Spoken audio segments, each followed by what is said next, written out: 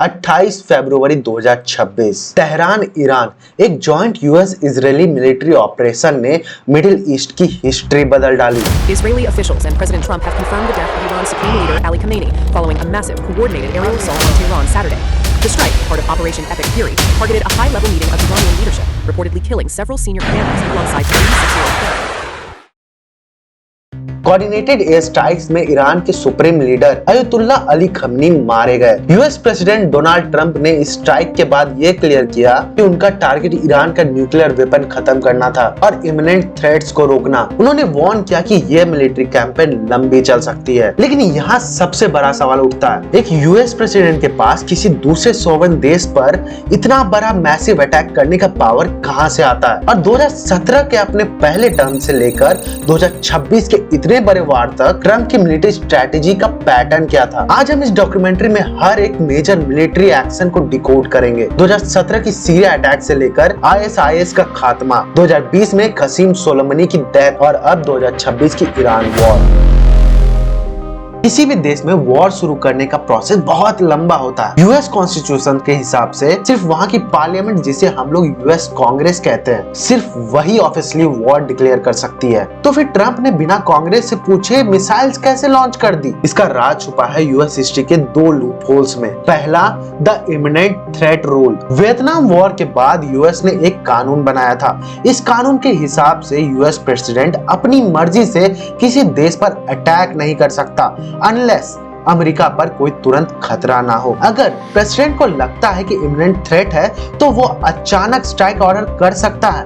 Attack करने के बाद प्रेसिडेंट के पास 60 दिन होते हैं कांग्रेस को जस्टिफाई करने के लिए। ट्रंप ने 2020 में कसीम सोलेमानी और उसके बाद के जितने भी स्ट्राइक्स हैं, उनका रीजन उन्होंने यही दिया था। उन्होंने कहा वो हम पर अटैक करने वाले थे, इसलिए हमने ही पहले उन्हें मार दिया। फिर आता है दूसरा, द ब्लैंक चेक AUMF। 11 सितंबर 2001 9/11 के अटैक्स के ठीक बाद यूएस कांग्रेस ने एक डॉक्यूमेंट पास किया जिसे कहते हैं AUMF, authorization for use of military forces. ये कानून प्रेसिडेंट को पावर देता है कि वो 9/11 से जुड़े किसी भी टेररिस्ट ग्रुप को दुनिया के किसी भी कोने में मार सकता है। समय के साथ यूएस प्रेसिडेंट ने इस AUMF को ब्लैंक चेक की तरह यूज किया। ISIS, अल-कायदा और ड्रोन स्ट्राइक्स, इन सबको ट्रंप एडमिनिस्ट्रेशन ने इसी कानून के अंडर लीगल बताया। यानी ऑफिशियली अमेरिका किसी देश के साथ वॉर में नहीं था, लेकिन जमीन पर बॉम्ब लगातार गिर रहे थे। एक नए तरीके की वॉर, द रिमोट वॉर, शुरू हो चुकी थी।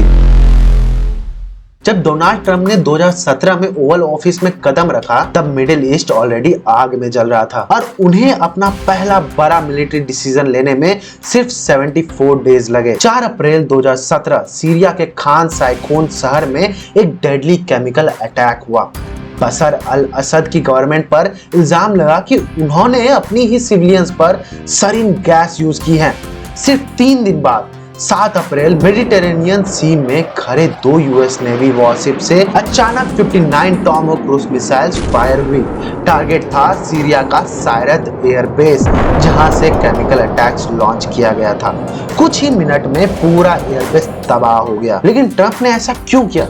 इसके 3 मेन रीजन थे। पहला, द मैसेज ऑफ स्ट्रेंथ। पिछली यूएस गवर्नमेंट ने केमिकल वेपन्स को एक रेड लाइन बोला था, पर जब असद ने यूज किया तो यूएस ने डायरेक्टली अटैक नहीं किया। ट्रंप ये दिखाना चाहता था कि उनकी रेड लाइन रियल है। दूसरा है डिटरेंस। सीरिया और उसके अलाइज रशिया को ये क्लियर वार्निंग थी कि अब अमेरिका चुप नहीं बैठेगा। तीसरा है नेशनल सिक्योरिटी। ट्रंप का मानना था कि केमिकल वेपन्स को रोकना उनके अपने इंटरेस्ट में आता है। स्ट्राइक फास्ट थी, प्रिसाइज थी और ग्राउंड पर एक भी अमेरिकन सोल्जर नहीं उतरा। लेकिन असली वॉर तो कहीं और चल रही थी।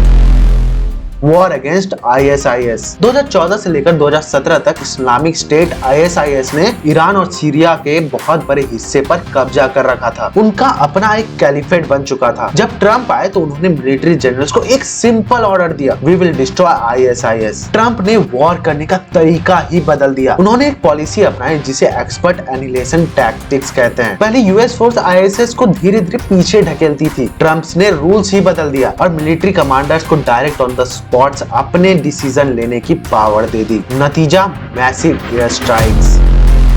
यूएस और उसके अलाइज ने आसमान से इतनी हैवी बॉम्बिंग की और जमीन पर लोकल कुर्दिश और इराकी आर्मीज को इतना स्ट्रॉन्ग सपोर्ट दिया कि आईएसआईएस का टेरिटरी तेजी से खत्म होने लगा। 2019 आते आते तक आईएसआईएस का आखिरी स्ट्रॉन्ग होल्ड बगोस सीरिया भी गिर गया। आईएसआईएस का टेरिटोरियल कैलिफेट ऑफिशियली खत्म हो चुका था। ट्रंप ने प्रूव किया कि वो long drawn out ground Wars पसंद नहीं करते, उन्हें क्विक स्ट्राइक्स और ओवरवेलमिंग पावर पसंद है।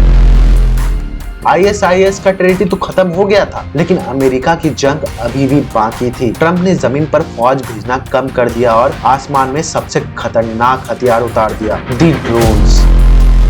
जहां पिछले प्रेसिडेंट ड्रोन का यूज बहुत सोच समझ कर करते थे, ट्रंप ने मिलिट्री को खुली छूट दे दी थी। सोमालिया और येमेन में अलकायदा और आईएसआईएस के बचे खुचे लीडर्स पर रेगुलर ड्रोन स्ट्राइक्स करने लगे, जहां अमेरिका में बैठा एक पायलट हजारों किलोमीटर दूर आसमान से टारगेट को मिटा देता था बिना किसी अमेरिकन सोल्जर की जान को रिस्क किए। लेकिन इस ड्रोन का सबसे बड़ा और सबसे कंट्रोवर्शियल यूज होना भी बाकी था।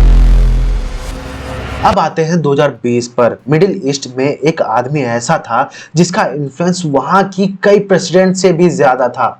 ईरान की कुड्स फोर्स का कमांडर जनरल कासिम सोलेमानी 3 जनवरी 2020 Baghdad airport MQ-9 ripper drone ने सोलेमानी के कॉन्वॉय पर चुपचाप मिसाइल दाग दी। एक ऐसी डेथ जिसने पूरी दुनिया में वर्ल्ड वॉर 3 का डर पैदा कर दिया था। सोलेमानी को मारना इतना बड़ा स्टेप क्यों था? सालों से सोलेमानी ने मिडिल ईस्ट में यूएस के खिलाफ प्रॉक्सी वॉर्स चला रहा था, लेकिन पिछले प्रेसिडेंट ने उसे मारना अवॉइड किया क्योंकि उन्हें डर था कि इससे ईरान के साथ डायरेक्ट वॉर स्टार्ट हो सकती है। लेकिन ट्रंप का कैलकुलेशन बिल्कुल ही अलग था। जब ईरान बैक ग्रुप ने यूएस एम्बेसी पर अटैक किया तो ट्रंप ने वही इमिनेंट थ्रेट वाला रूल यूज किया। उनका मैसेज क्लियर था, अगर अमेरिकन पर अटैक हुआ तो हम डायरेक्टली टॉप लीडर्स को टारगेट करेंगे, छोटे टेररिस्ट को नहीं। नतीजा, ईरान ने बदला लेने के चक्कर में यूएस पर मिसाइल्स दाग दी, लेकिन दोनों देशों ने फुल स्केल वॉर अवॉइड किया। ट्रंप की स्ट्रेटेजी क्लियर थी कि दुश्मन पर इतना अटैक करो कि वो फुल फ्लेजेड वॉर करने से डरे। 2020 में सोलेमानी की डेथ के बाद जो आग शांत थी वो 2026 आते आते एक ज्वालामुखी बन गई थी। ये डोनाल्ड ट्रंप की प्रेसिडेंसी का सबसे बड़ा और सबसे कंट्रोवर्शियल कॉन्फ्लिक्ट था। लेट फरवरी 2026 दुनिया भर की नजरें मिडिल ईस्ट पर टिक गई जब यूनाइटेड स्टेट्स और इजराइल ने मिलकर जॉइंट ऑपरेशन लॉन्च किया। टारगेट था ईरान। आसमान से एक के बाद एक प्रिसीजन एयर स्ट्राइक्स हुए। टारगेट कोई आर्म बिल्डिंग नहीं थी, बल्कि ईरान की हाई सिक्योरिटी मिलिट्री बेसेस और सीक्रेट न्यूक्लियर फैसिलिटीज थे। इस अटैक का सबसे बड़ा झटका तब लगा जब न्यूज आई कि इस स्ट्राइक में ईरान के सुप्रीम लीडर अयतुल्ला अली खमनी मारे गए हैं।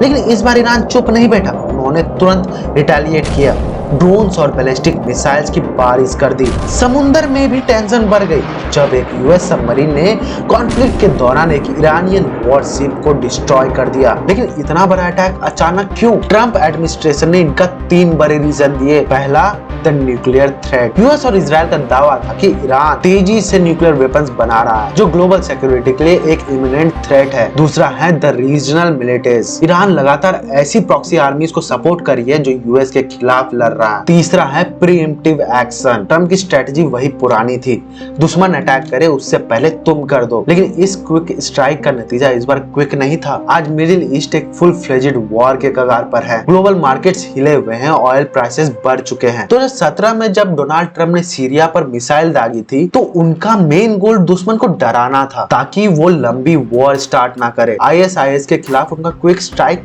सक्सेसफुल भी रहा, लेकिन 2026 में इस ईरान एस्केलेशन ने पूरी दुनिया की इक्वेशन ही बदल डाली। ट्रंप की एग्रेसिव स्ट्रेटेजी ने एक ऐसी चिंगारी लगा दी है जिसका असर सिर्फ मिडिल ईस्ट के बॉर्डर तक सीमित नहीं है। आज आम आदमी अपनी गाड़ी में पेट्रोल भरवाने से डर रहा है क्योंकि global oil prices out of control हो गए हैं और स्टॉक मार्केट रिसेशन डर से कांप रहे हैं। ट्रंप ने वादा किया था अमेरिका फर्स्ट और एंडलेस वॉर का, लेकिन क्या उनकी इस फास्ट प्रीएम्प्टिव मिलिट्री अप्रोच ने अनजाने में ही दुनिया को वर्ल्ड वॉर 3 के दरवाजे पर लाकर खड़ा कर दिया है? सवाल आपके लिए भी है, क्या शांति बनाए रखने के लिए हमेशा पहले अटैक करना जरूरी है? कमेंट सेक्शन में आप अपने थॉट जरूर बताएं।